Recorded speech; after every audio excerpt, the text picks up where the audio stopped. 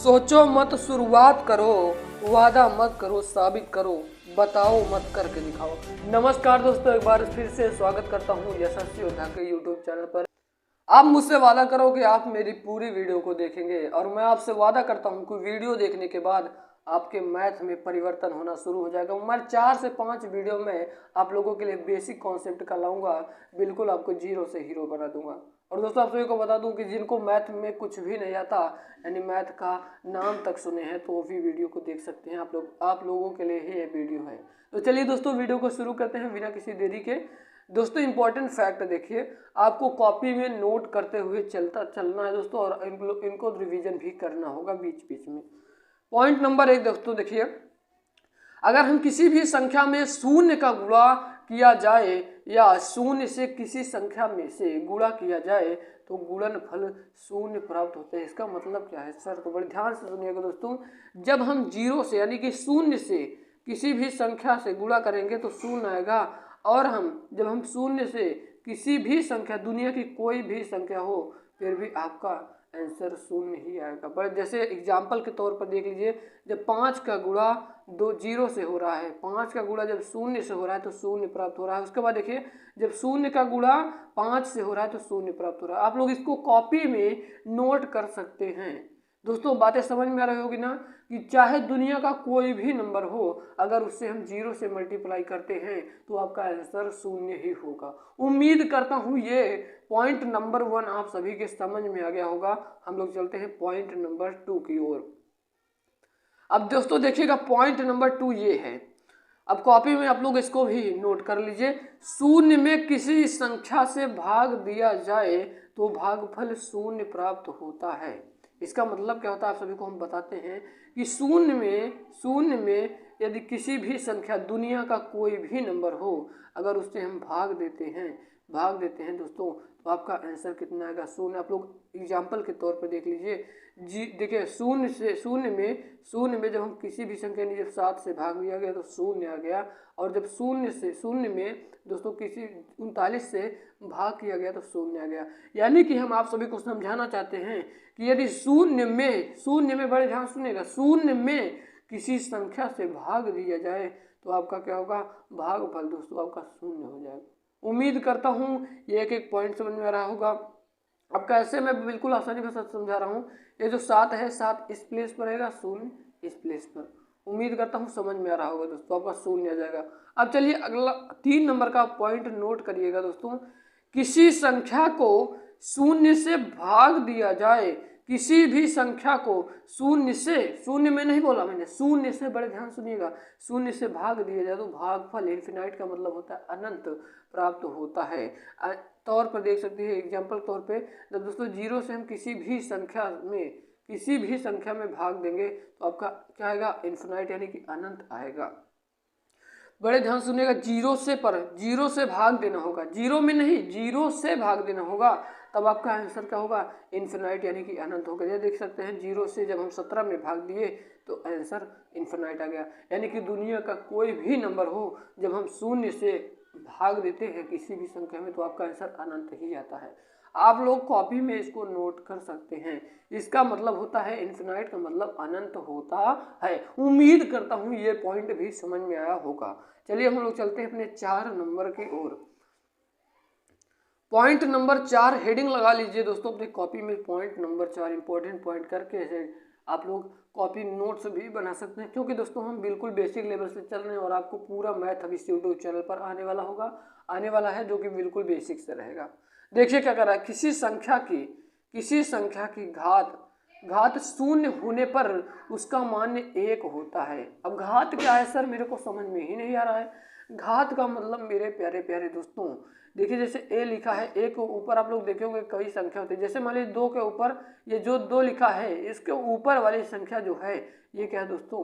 घात होगी। इसको हम लोग घात कहते हैं। ऐसे बड़े ध्यान से समझिएगा दोस्तों, क्या होगी? ऊपर वाली संख्या जो लिखी रहती है, जैसे 1 का पावर 0 है तो ये क्या है? 0 घात है। याद रखिए, किसी भी संख्या की घात शून्य होने पर उसका मान 1 होता है। बड़े ध्यान से सुनिएगा, जैसे 17 के पावर 0, पावर का मतलब होता है घात दोस्तों। 17 का पावर 0 है तो इसका आंसर 1 आ गया।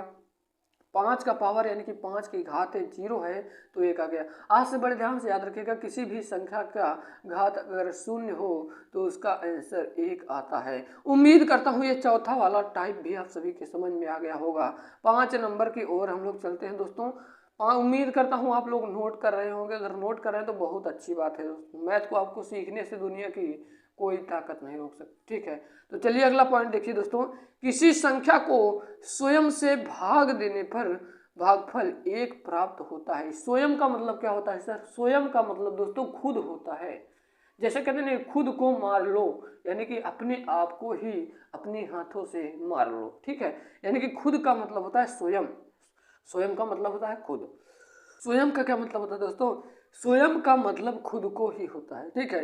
किसी संख्या को स्वयं यानी उसी संख्या से भाग देने पर भागफल क्या प्राप्त होता है दोस्तों? भागफल 1 प्राप्त होता है। जैसे देखिए 1 को जब स्वयं से भाग दिया गया तो 1 प्राप्त हुआ। अब देख सकते हैं 17 का जब भाग दोस्तों क्या 17 का भाग स्वयं से कराया गया तो क्या भागफल प्राप्त हुआ दोस्तों? भागफल 1 हुआ दोस्तों, भागफल 1 प्राप्त हुआ। और अगला देख सकते हैं दोस्तों कि जब हम 25 का भाग 25 से कराते हैं यानी खुद को खुद से भाग कराते हैं तो 1 प्राप्त हो रहा है। उम्मीद करता हूँ समझ में आ रही होंगी चीज़ें। अगर आपको समझ में नहीं आ रही हैं तो एक बार कमेंट बॉक्स में कमेंट जरूर करिएगा, परंतु मैं पूरा अपना 100% देने को कोशिश कर रहा हूँ आप सभी को, और उम्मीद करता हूँ समझ में भी आ रहा होगा। किसी संख्या से जब हम किसी संख्या को उसी से हम भाग देते हैं तो उसका भागफल 1 होता है।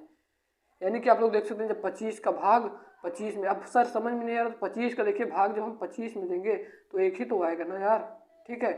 उम्मीद करता हूँ समझ में आ रहा होगा। पर एक पॉइंट और याद रखिएगा, जब 0 का भाग 0 से दिया जाता है तो आंसर नो डिफाइन में आता है। उम्मीद करता हूँ ये 5वां टाइप भी आप सभी के समझ में आ रहा होगा। आप कॉपी में नोट करते हुए बिल्कुल चलिए, आपको मैथ सिखाने की जिम्मेदारी मैं लेता हूँ। अगला पॉइंट देखिएगा दोस्तों, जोड़ और घटाना, एडिशन और सब्ट्रैक्शन, ठीक है, सब्ट्रैक्शन। दोस्तों देखिए जोड़ और घटाना, जोड़ को इंग्लिश में एडिशन कहा जाता है। अब देखिए दोस्तों 1 नंबर, धनात्मक संख्याएं सदैव आपस में जुड़ती हैं। बड़े ध्यान से सुनिएगा, जो धनात्मक यानी कि जो प्लस होता है आपस में जुड़ती हैं और चिन्ह प्लस का लगता है। अब बड़े ध्यान सुनिएगा दोस्तों, इसको देखिए जैसे 2 प्लस में है 2 और 3, 2 3 को जोड़ दिया गया 5, परंतु क्या है धनात्मक संख्याएं सदैव आपस में जुड़ती हैं। और दोस्तों आप सभी को नोट पॉइंट एक बात बता दे रहा हूँ कि किसी भी संख्या का किसी संख्या को के पहले यदि कोई भी चिन्ह नहीं होता है तो उसको धनात्मक मान लिया जाता है। देखिए जैसे यहाँ पर जो 2 लिखा है यहाँ पर कुछ भी नहीं लिखा गया, यानी कि इसको हम धनात्मक मान लेते हैं। उम्मीद करता हूँ समझ में आ रहा होगा। इसी को हम ऐसे भी लिख सकते हैं +2 +3 +5, परंतु आपको मैंने बताया कि प्लस अगर नहीं लगा होता तो दोस्तों तो हम लोग उस संख्या को प्लस ही यानी कि धनात्मक ही मानते हैं। उम्मीद करता हूँ चीज़ें बिल्कुल आसानी भाषा में आप सभी की समझ में आ रहे होंगे।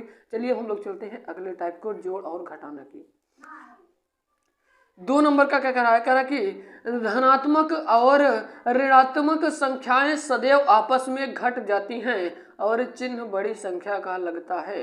बड़े ध्यान से सुनिएगा बातों को। जो धनात्मक होता है, धनात्मक और ऋणात्मक, धनात्मक और क्या भैया मैंने बोला, धनात्मक और ऋणात्मक संख्याएं आपस में सदैव क्या होती हैं, घटती हैं, परंतु चिन्ह बड़ी संख्या का लगाया जाता है, चाहे प्लस में बड़ा हो चाहे माइनस में। आप सभी को एग्जाम्पल के तौर पर समझाते हैं। देखिए जब हम 5 प्लस है -7 है, इसमें बड़ा कौन है भैया? बड़ा 7 है सर, तो माइनस हम लिख दिए, उसके बाद प्लस -7 में से +5 गया, कितना बचेगा? 2 बचेगा। उम्मीद करता हूँ चीज़ें समझ में रहे होंगे। अगला एग्जाम्पल देखिए, जब हम 17 प्लस में, मैंने आपको बताया कि किसी भी संख्या के आगे अगर कुछ नहीं लिखा तो उसको धनात्मक मान लिया जाता है। देखिए 17 - 9, 17 - 9, तो बड़ा कौन है भैया? बड़ा 17 है ना, यानी कि प्लस में है तो प्लस चाहे लिखिए चाहे ना लिखिए कोई फर्क पड़ने वाला नहीं है। 17 में से 9 गया, 8 बचेगा। अब -9 और +17, बड़ा कौन है? 17 है सर, तो प्लस तो लिखा नहीं जाएगा, कोई बात नहीं, लिख भी सकते हैं नहीं भी, पर लिखने की कोई ज़रूरत नहीं है, ठीक है। जब 17 प्लस में माइनस वाला छोटा है तो प्लस वाला बड़ा है, तो प्लस वाले को लिखते हैं। 17 में से 9 गया, कितना होगा दोस्तों? 8 होगा, 8 हो गया।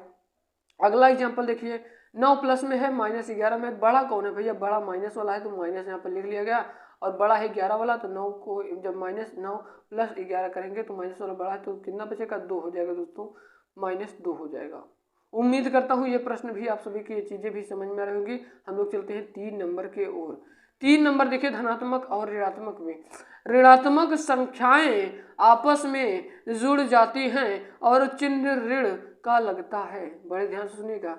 जैसे एग्जाम्पल के तौर पर आप सभी को दिखा दें, देखिए -5 है, -2 है। अब इसको क्या करना है, आपस में जोड़ना है दोस्तों।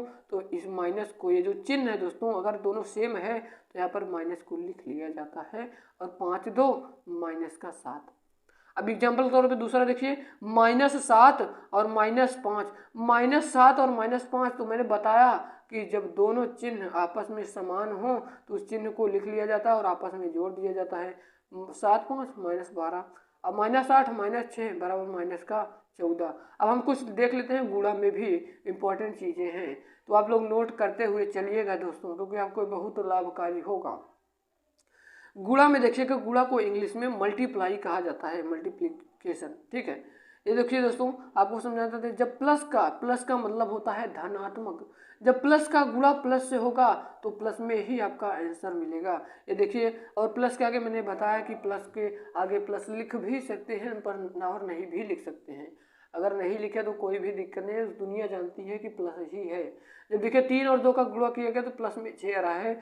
जब प्लस का गुणा प्लस से किया जाता है तो आंसर प्लस में आता है। अगला देखिए, जब प्लस का गुणा माइनस में किया जाता है, किससे भैया, प्लस का गुणा जब माइनस में किया जाता है दोस्तों, किससे किया जाता है, बड़े ध्यान से सुनिएगा। जब प्लस का गुणा माइनस से किया जाता है तो आंसर माइनस में आता है। देखिए जैसे 2 × -3, तो दोस्तों देखिए जब प्लस का गुणा माइनस से होगा तो माइनस में यहाँ पर लिख दिया गया, उसके बाद गुणा कर दिया जाएगा, 6 हो जाएगा। और अगला देखिएगा, जब माइनस का गुणा फिर से प्लस में होता है तो माइनस में ही आपका आंसर आता है। -2 है +3 है तो -6 आंसर हो गया। माइनस और माइनस का गुणा क्या हो जाएगा दोस्तों, प्लस में कन्वर्ट हो जाता है। -2 का गुणा देखिए -3 से कराया गया तो +6। उम्मीद करता हूँ चीज़ें समझ में आ रही होंगी। अगर आपको थोड़ा सा भी डाउट लगे तो आप लोग कमेंट बॉक्स में कमेंट कर सकते हैं। अगर दोस्तों माइनस का गुणा सम संख्या, यानी जैसे 2 हो गया, 4 हो गया, सम संख्या से होता है तो प्लस में आता है। देखिए जैसे माइनस इंटू माइनस, यानी कि 1 है 2, तो सम संख्या 2 होती है, 2 से ना 2 4 6 तो 2 है, तो दोस्तों इसका आंसर प्लस में आएगा। और यदि माइनस का गुणा विषम का मतलब जैसे 3 हो गया, पर 1-2 पॉइंट को याद रखेगा, विषम संख्याएं 1 3 5 7 जो 2 से ना कटे, और पूर्ण संख्याएं 0 से शुरू होती हैं। किससे, 0 से। और अभाज्य संख्याएं 2 से शुरू होती है। बड़े ध्यान से सुनिएगा। अगर आपसे पूछे दोस्तों, क्या दोस्तों, अगर आपसे मान लीजिए पूछे पूर्ण संख्याएं किससे शुरू होती हैं, तो आप बताइएगा 0 से शुरू होती हैं। और अगर अभाज्य संख्या तो 1 3 5 7 जो 2 से ना कटे, ठीक है दोस्तों। और मैंने आपको क्या बताया दोस्तों, और चलिए हम लोग चलते हैं अपने टॉपिक की ओर। दोस्तों देखिए, जब हम देखिए +2 -3 का गुणा, +2 +4 -2 -3, तो माइनस कितनी बार, -3 बार आया है। तो यानी मैंने बताया कि अगर माइनस का गुणा विषम बार यानी 3 बार हो जाए, 5 बार हो जाए, तो माइनस में आपका आंसर आता है। आप लोग ये देख सकते हैं माइनस का 144। उसके बाद ये वाला देखिए एग्जाम्पल, -3 -2 -4 और -5।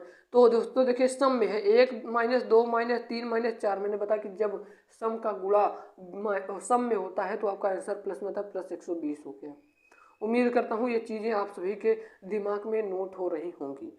अगला देखिए दोस्तों भाग। यदि अंश और हर के चिन्ह समान हैं तो धनात्मक मान प्राप्त होगा, और यदि अंश और हर के मान असमान हो तो ऋणात्मक मान प्राप्त होगा। इसका मतलब क्या है सर, देखिए जब हम प्लस का भाग, यानी कि जब हम प्लस का भाग प्लस में करते हैं तो प्लस में आंसर आएगा। देख सकते हैं एग्जाम्पल के तौर पर 6 का भाग जब 2 से किया गया, किससे दोस्तों, 2 से किया गया 6 का भाग, तो आंसर प्लस में आया। और प्लस और माइनस का हो तो यहाँ पर माइनस में आंसर प्राप्त होगा। देखिए दोस्तों 6 × -2, 6 का सॉरी माफ करिएगा दोस्तों, जब 6 का भाग -2 से किया गया तो माइनस में आंसर आएगा।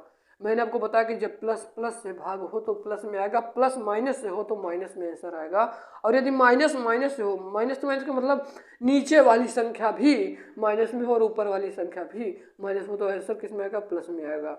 और ऊपर वाली संख्या यदि माइनस में है, नीचे वाली प्लस में, तो आंसर माइनस में आएगा। उम्मीद करता हूँ ये समझ में आ रहा होगा। चलिए अगला पॉइंट बता देते हैं दोस्तों। यदि -a/v और a upon minus B minus a upon B का बराबर होते हैं। कैसे दोस्तों, आप सभी को मैं समझा रहा हूँ। दोस्तों देखिए, जब -6 का भाग 2 से किया गया तो, और 6 का भाग -2 से, -6 का 2 से, तो -3 ही आएगा। ठीक है ना।